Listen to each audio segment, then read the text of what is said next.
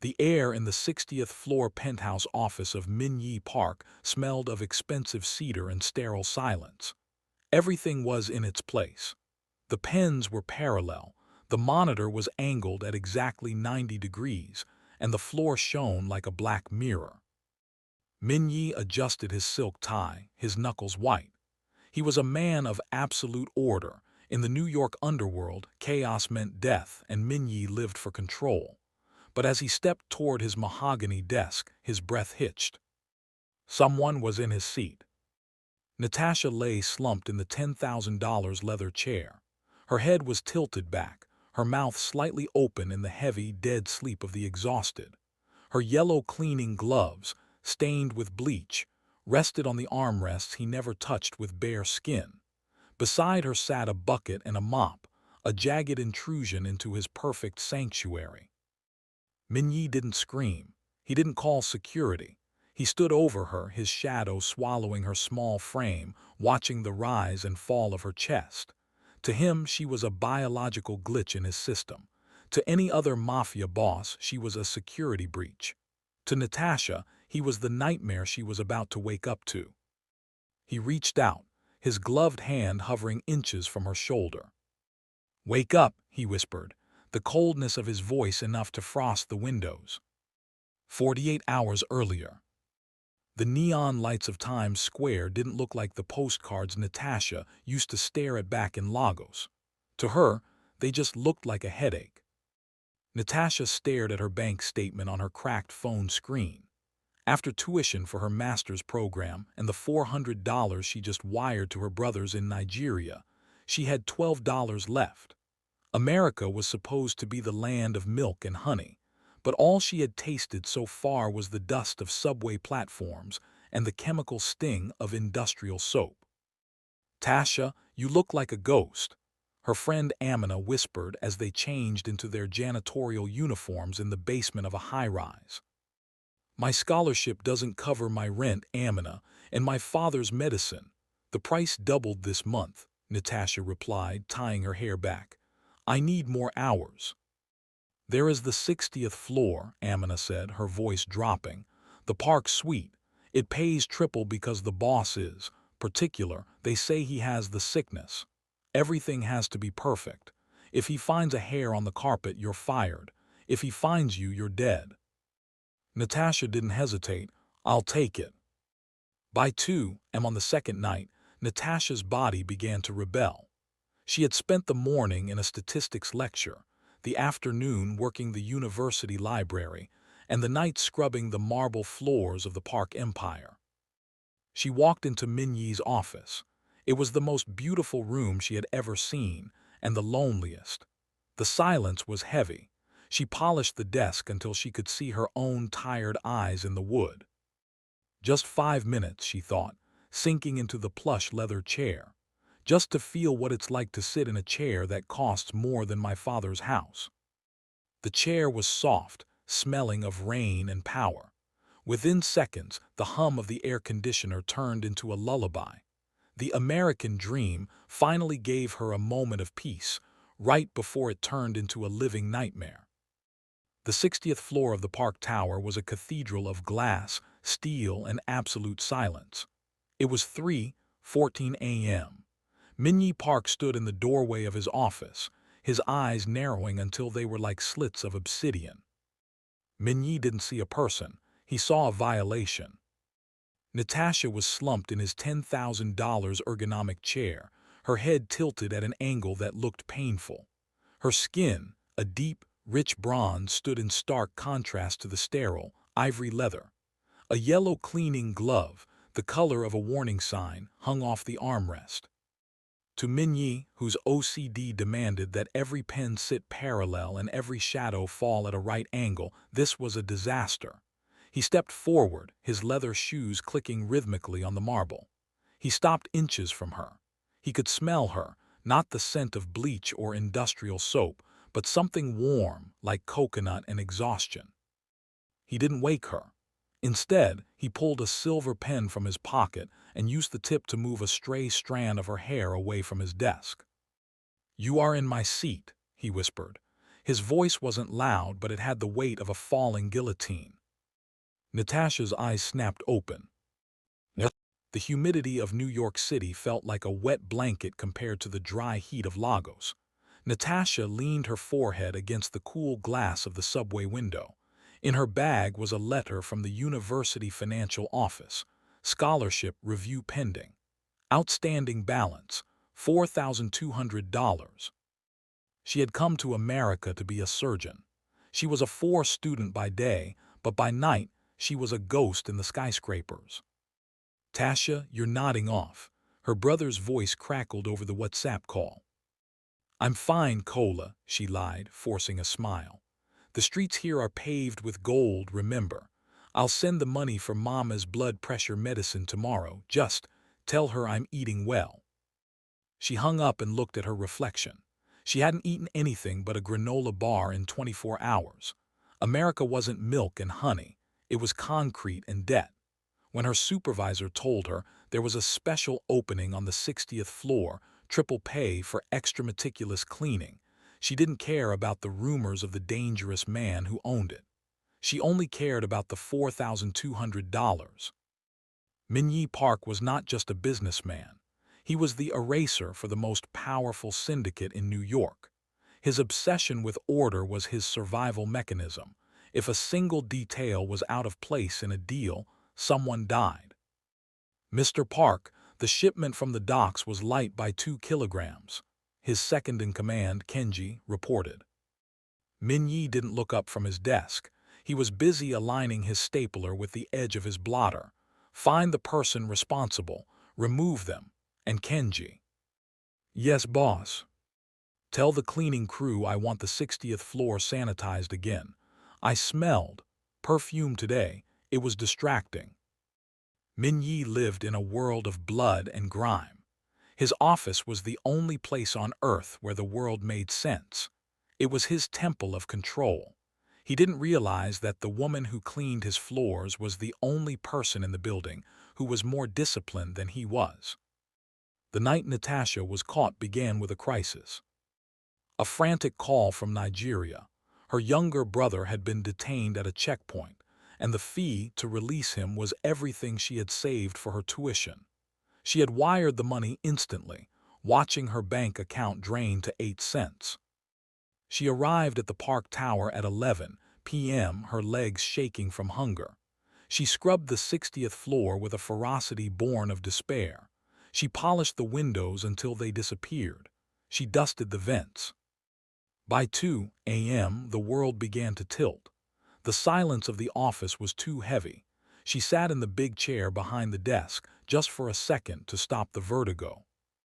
Just a minute, she whispered to the empty room. God, just let me close my eyes for 1 minute. She didn't hear the elevator chime. She didn't hear the heavy footsteps of the man who owned the world she was currently trespassing in. Back in the present, Natasha stared up at Min-Jae.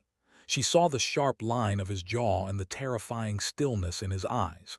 She knew who he was now. This wasn't just a boss. This was a man who decided who lived and who disappeared.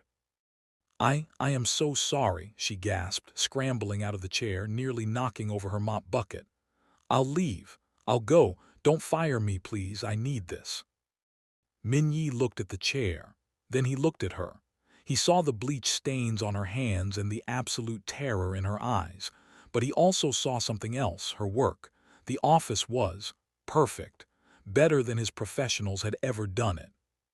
You cleaned the vents, he said, his voice devoid of emotion. Even the ones behind the server rack. Yes, sir. Sit back down, he commanded. Natasha froze, sir. You are a scholarship student. You are precise. You are desperate, Min-Jae said, stepping into her personal space. I have a house that is currently being ruined by people who don't understand the value of a millimeter. You will work for me. Live in. You will be my personal eyes. You will keep my world in order, and I will make your American dream a reality. He leaned down, his face inches from hers. But if you ever fall asleep on the job again, I won't be so merciful. Do we have a deal, Natasha? Natasha looked at his hand, extended, waiting. It was a golden cage, but it was better than the streets. She reached out and took it. Min-Ye's estate in Westchester was less of a home and more of a museum of isolation. Every wall was glass, every surface was white marble, and the air was filtered to a surgical grade. "This is your wing," Min-Ye said, not looking back as he led Natasha through the silent halls. The previous housekeeper was let go because she used a citrus-based cleaner on the granite. I despise citrus. It smells like a cover-up for filth. Natasha looked at her room. It was larger than her entire family home in Nigeria. "What are my hours, Mr. Park?" "You are on call 24 hours a day," he replied, finally turning to face her. He reached out and adjusted the collar of her new charcoal gray uniform. His fingers brushed her neck, and he lingered for a fraction of a second too long, his eyes tracing the pulse point in her throat. "My world is under constant threat from the outside. I cannot have chaos on the inside. You are the barrier between me and the mess of the world." For the first week, Natasha became a shadow. She learned Min-Ye's triggers. He needed his shoes facing east. He needed his coffee at exactly 175 degrees. He needed silence when he was reading the ledgers of his other businesses. One afternoon, she watched from the balcony as a black SUV pulled into the driveway. 3 men in suits stepped out, looking bruised and terrified. Min-Ye met them in the courtyard. She couldn't hear the words, but she saw the transformation. The man who obsessively straightened his silverware was gone. In his place was the eraser. He didn't raise his voice, but the way he stood, still, cold and predatory, made the men fall to their knees. Natasha retreated into the shadows of the house. She realized then that she wasn't just cleaning a house, she was maintaining a lair. The hunger for home was a physical ache that Natasha couldn't scrub away. Late one night, thinking Min-Ye was at the docks, she slipped into the kitchen. She pulled out a small bag of spices she had smuggled from her apartment, smoky crayfish and ground pepper. She began to boil a small pot of jollof rice, the scent of parboiled rice and tomato paste filling the sterile kitchen. For a moment, she wasn't in a Mafia mansion. She was back in Lagos. "What is that smell?" She jumped, nearly dropping the wooden spoon. Min-Ye stood in the doorway, his silk shirt unbuttoned at the top, looking exhausted. It's food from my country, sir. I'll open the vents. I'll make the smell go away." "Stop," he commanded. He walked to the stove, staring at the vibrant red rice. It was the loudest thing in his monochrome house. He picked up a spoon, his hand steady. He took a bite. His eyes widened. The heat of the pepper hit him, followed by the depth of the spices. For a man who lived on bland, safe food, it was an explosion. "It's chaotic," he whispered, taking another bite. "Make more tomorrow." The balance shifted the night Min-Ye found Natasha crying in the library. She was staring at her phone, the screen shattered, the display flickering. "Report," Min-Ye said, leaning against the doorframe. "My brother, he was accepted into a pre-med program in London," she sobbed, wiped her eyes quickly. "But the deposit, it's more than I've saved. Even with what you pay me, I'm failing them, Mr. Park." Min-Ye looked at the phone. He hated broken things. The spiderweb cracks on the screen made his skin itch. He took the phone from her hand and threw it into the trash can. "Why did you do that?" she gasped. "It was broken. I don't keep broken things in my house," he said coldly. He reached into his pocket and handed her a brand new top-tier device. "Check the banking app. I've advanced your salary for the next year. Your brother starts his school on Monday." Natasha stared at the screen. The debt she now owed this man was no longer just about money. It was her soul. The peace of the estate was shattered on a Tuesday. A rival family, the Changs, had tracked Min-Ye's movements. They didn't attack the docks, they attacked the home. As the first bullet shattered the unbreakable glass of the foyer, Min-Ye didn't run for his gun. He ran for the kitchen. He found Natasha ducking under the marble island. "Get up," he hissed, grabbing her arm. "They're shooting," she screamed. "I know. My security will handle them," he said, his voice strangely calm despite the chaos. But as he looked around his ruined kitchen, the glass on the floor, the dust in the air, his breathing began to hitch. The OCD was seizing him. He couldn't move. He was staring at a drop of blood on the white floor, his eyes losing focus. Natasha realized he was spiraling. She grabbed his face with both hands, forcing him to look at her. "Min-Jae, look at me. The floor is dirty. We will clean it later. But right now you have to be the man they're afraid of. Focus on me." The touch of her hands, the contamination he once feared, was the only thing that snapped him back. He blinked, his eyes clearing. He reached back, pulled a Glock from his waistband and checked the magazine. "Stay behind me, Natasha," he said, his voice dropping an octave. "And don't look at the mess." The sirens faded into the distance as Min-Jae's private cleanup crew moved in, not to mop floors, but to remove bodies. Min-Jae stood in the center of the living room, his chest heaving. His glass fortress was scarred by bullet holes. To him, the house felt like a corpse. "It's ruined," he muttered, his eyes darting to the jagged glass. "I can't stay here, it's irregular." Natasha stepped over a spent shell casing and walked toward him. She didn't flinch at the blood on his sleeve. Instead, she took a damp cloth and began to wipe the dust from his shoulder. "The house isn't the sanctuary, Min-Jae," she said softly, using his name for the first time without the Mr. Park. "You are. As long as you are breathing, the order is still here." He looked down at her small hands. They were steady. In a world where everyone feared him or tried to kill him, this woman from a world away was the only thing that felt right. As the repairs began, Min-Jae moved Natasha into the safe wing, a part of the house hidden behind a reinforced steel wall. Inside, the room was different from the rest of the mansion. It wasn't cold or white. It was filled with books, old maps, and a single wooden desk. "This is the only room I don't let the staff touch," Min-Jae explained. "It belongs to the boy I was before the syndicate took my father." Natasha noticed a stack of disorganized papers on the corner, the only mess she had ever seen him tolerate. "You're trying to find who betrayed your father," she realized, glancing at the names on the list. "I've spent 10 years trying to solve the equation," he admitted, his jaw tightening. "But I can't see the pattern anymore." Natasha looked at the names. Her student mind, trained in complex statistics and logic, saw something he had missed. "The pattern isn't in the names, Min-Jae. It's in the dates. Look at the delivery schedules." Min-Jae stared at the papers as Natasha pointed out the discrepancies.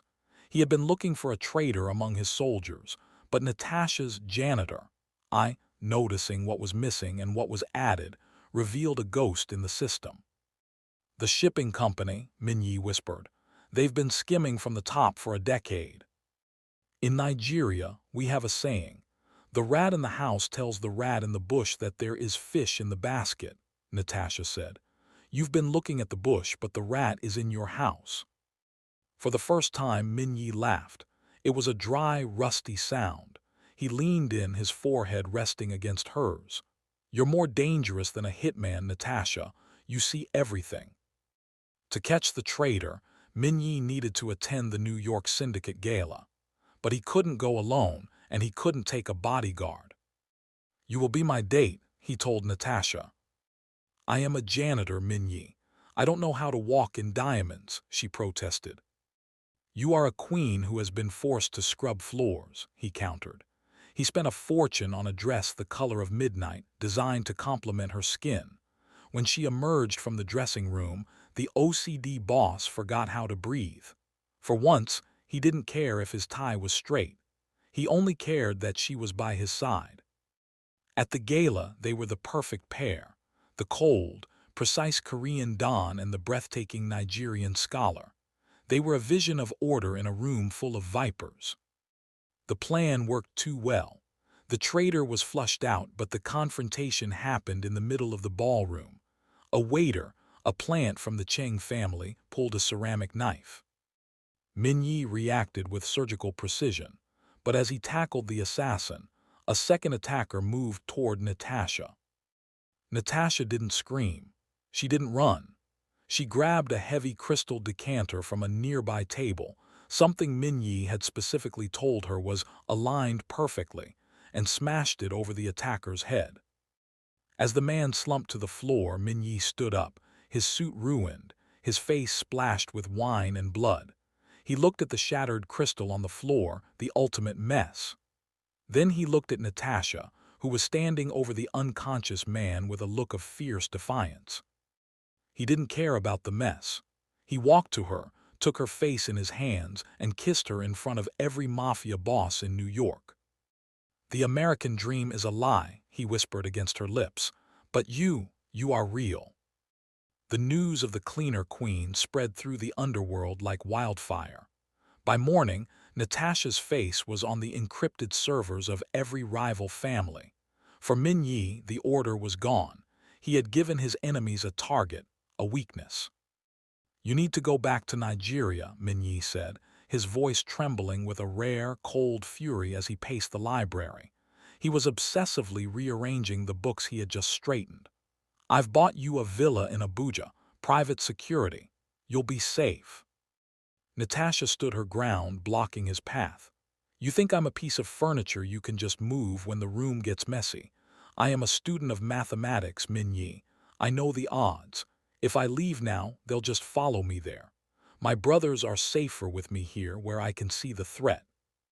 For the first time, Min-Jae stopped packing. He looked at her, not as a project or a distraction, but as his equal. The threat arrived sooner than expected. Min-Jae's servers flagged a massive, unauthorized wire transfer originating from Lagos. Someone was using Natasha's family's bank accounts to launder money for the Cheng family, trying to frame her for corporate espionage. "They are trying to turn you into a criminal in the eyes of the law," Min-Jae explained, showing her the digital trail. "They don't know my brothers," Natasha whispered, a sharp glint in her eyes. "Kola is a genius with hardware. If we can get him a secure line, he can track the bounce-back signal from their end." Min-Jae hesitated. He didn't trust anyone outside his circle, but looking at Natasha's resolve, he handed her his private, encrypted satellite phone. "Tell him he has 10 minutes before their firewall resets." Working through the night, the Mafia Don and the Janitor became a war room. Natasha bridged the gap between Min-Jae's brutal efficiency and her brother's technical scavenging in Nigeria. "I have it, sis," Cola's voice cracked over the speaker. "The IP address isn't in New York. It's a ghost ship in the Atlantic. They're using international waters to bypass the syndicate's territory." Min-Jae leaned over the map, his finger tracing the coordinates. "The Black Pelican. It's a neutral vessel, or it was supposed to be." He looked at Natasha. "They think they're invisible. They didn't count on a boy in Lagos with a modified router." As they prepared to strike back, the pressure finally broke Min-Jae's mental levee. The house was filled with high-tech gear, tangled wires, and half-eaten meals, a nightmare for his OCD. He found himself locked in the bathroom, scrubbing his hands until they bled, unable to handle the disorder of the war they were fighting. Natasha didn't knock. She picked the lock and walked in. She didn't offer pity, she offered a task. "Min-Jae, look at the sink," she said firmly.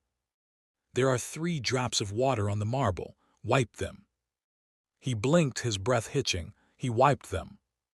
"Now look at the map. There are 3 ships in that sector. Tell me which one to sink."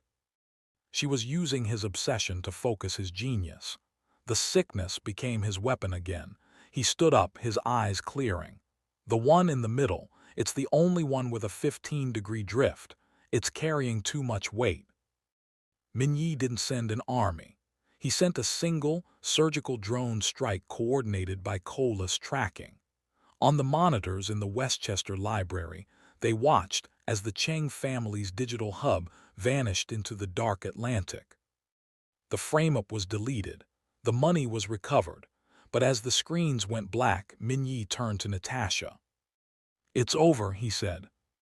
No, Natasha replied, looking at the brand-new scholarship notification that had just hit her phone, a legitimate one earned by her own merit. The war is over. Our lives are just starting. She reached out and took his hand, her skin dark against his pale, scarred knuckles. But first, Mr. Park, we really need to clean this room. It's a mess. Min-Jae smiled, a real, genuine smile that reached his eyes. I'll get the mop, you take the desk. The sun set over the Columbia University campus, casting long shadows across the stone steps. Natasha sat in her graduation gown, her heart full as she watched her brothers and parents, newly arrived from Nigeria, laughing in the front row. They saw a success story. They didn't see the woman who had spent the last year balancing blood-stained ledgers and advanced calculus. Min-Jae watched from a black sedan parked a block away. He couldn't be near her family. His presence was a magnet for the kind of chaos they didn't deserve. Later that night, he found her in the library of the estate. "You did it," he said, handing her a small, velvet box. Inside was a stethoscope engraved with her name in Yoruba and Korean. "I did it because of the order you gave me, Min-Jae," she said, looking him in the eye. "But now I have a residency at New York Presbyterian. I can't live in a fortress anymore. I need to be where the people are, where the germs are." Min-Jae's jaw tightened. "I can't protect you in a hospital, Natasha." "Then stop being my protector," she challenged, "and start being my partner." The High Council of the Syndicate didn't like partners. They liked assets. They saw Natasha as a liability that had softened their most efficient weapon. "The girl goes or you go," the council leader told Min-Jae during a midnight meeting in a rain-slicked shipyard. "You've become erratic, Park. You let a janitor into the inner circle. The board wants a cleaning, a real one." Min-Jae looked at the men he had served for 15 years. He looked at his hands, which were perfectly clean yet felt covered in filth. For the first time, his OCD didn't demand he fix the situation. It demanded he leave it. "I'll retire," Min-Jae said calmly. "You know the rule, Min-Jae," the leader sneered. "The only way out of the Park Tower is in a box." Min-Jae returned home and found Natasha waiting for him. He didn't have to say a word. She saw the shift in his posture. "They won't let us go, will they?" she asked. "No, but they forgot one thing," Min-Jae said, walking to his desk and pulling out the irregular notes Natasha had made months ago. "They forgot that you taught me how to look at the gaps. They have a billion-dollar empire built on a foundation of hidden debts. If we pull the right thread, the whole thing collapses." "We aren't just cleaning the house anymore," Natasha whispered, a sharp surgical smile touching her lips. "We're gutting it." Over the next 48 hours, the most precise hit in New York history took place, but not a single bullet was fired.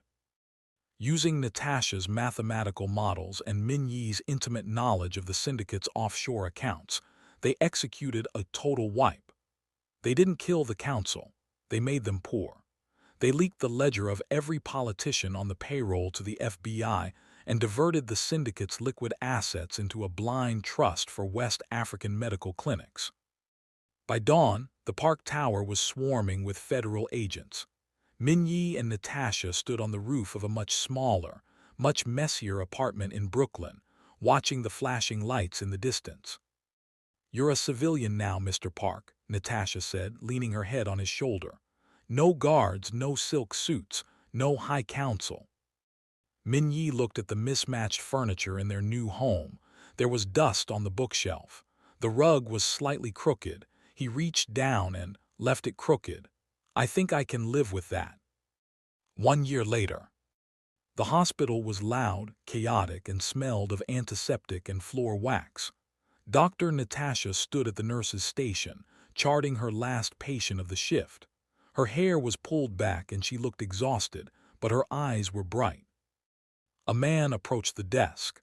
He was wearing a simple t-shirt and jeans, carrying a brown paper bag. He looked like any other New Yorker, except for the way he scanned the room with the eyes of a hawk. "You're late with your delivery, Mr. Park." Natasha teased, not looking up. The subway was delayed. 3 minutes and 12 seconds, Min-Jae said, placing the bag down. He had opened a small boutique consulting firm, legal this time, helping immigrants navigate the American dream without falling into the traps Natasha had. He looked at her desk, piles of charts, coffee cups, and loose pens. A year ago, this would have sent him into a spiral. Now he just reached out and took her hand. "Are you ready to go home?" he asked. "In a minute," she said, leaning in to kiss him. "I just have to finish cleaning up." Min-Jae smiled, looking at the beautiful, chaotic life they had built together. "Take your time. I'm not going anywhere." The Mafia boss, who couldn't stand a speck of dust, had finally found the one thing worth getting his hands dirty for.